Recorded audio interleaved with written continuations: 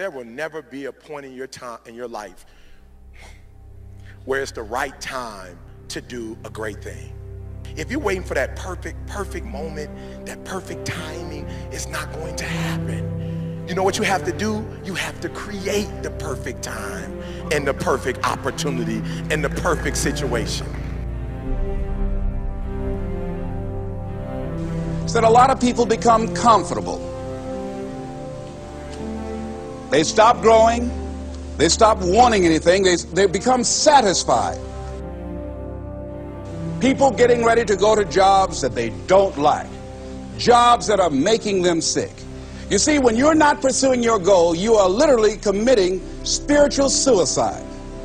When you have some goal out here that you're stretching for and reaching for that takes you out of your comfort zone, you'll find out some talents and abilities you have that you didn't know you have. When the messenger of misery visits you, what are you going to do? What will keep you in the game?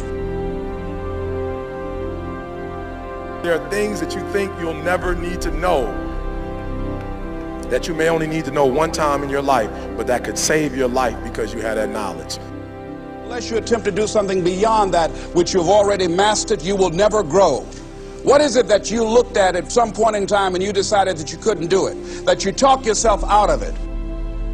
If you're waiting on your next door neighbor to make it happen for you, it may not happen. If you're waiting on your mother or your father, they may be so ancient in their thinking that they don't understand this opportunity that you have. And if you're waiting on them, it may never get done. You don't beg average people to be phenomenal. You don't beg good people to be phenomenal. You just are phenomenal, and you will attract phenomenal.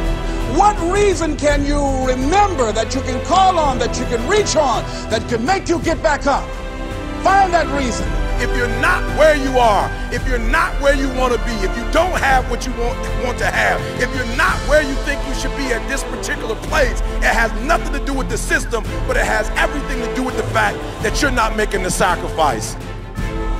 I want you to make that dream become a reality, because if you don't, you will be working for somebody else to make their dreams become a reality.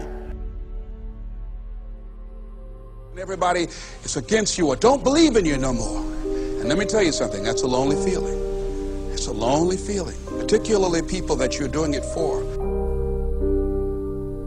Most people take their greatness, take their ideas to the graveyard with them. Listen to me, if it was easy, everybody would do it. There are people right now who are working who don't want to work. There are people who hate their jobs, but they keep getting up to do it. The wealthiest place on the planet is the graveyard. Because in the graveyard we will find inventions that we never ever were exposed to. Ideas, dreams that never became reality. Hopes and aspirations that were never acted upon. Question is, what are you going to do with your time? What drives you? And greatness is a lot of small things done well. Day after day, workout after workout, obedience after obedience, day after day. When things don't work out for you, when things happen that you could not anticipate, what are the reasons that you can think of that can keep you strong? You will never ever be successful until you turn your pain into greatness, until you allow your pain to push you from where you are to push you to where you need to be. Stop running from your pain and embrace your pain.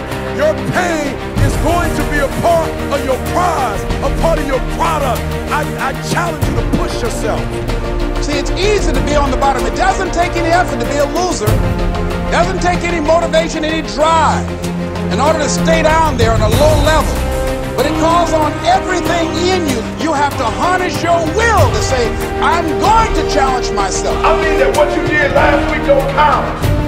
Today is the only important day. There are 86,400 seconds in a day, and how you use those are critical. You got 86,400 today, and what you do today is going to cement who you are. Nobody's going to talk about what you did last week. That the biggest enemy you have to deal with is yourself. There's an old African proverb that says, if there's no enemy within, the enemy outside can do us no harm. you have this opportunity of a lifetime. It means absolutely nothing if you don't take advantage of it in the lifetime of this opportunity. I got a saying that when life knocks you down, try and land on your back, because if you can look up, you can get up.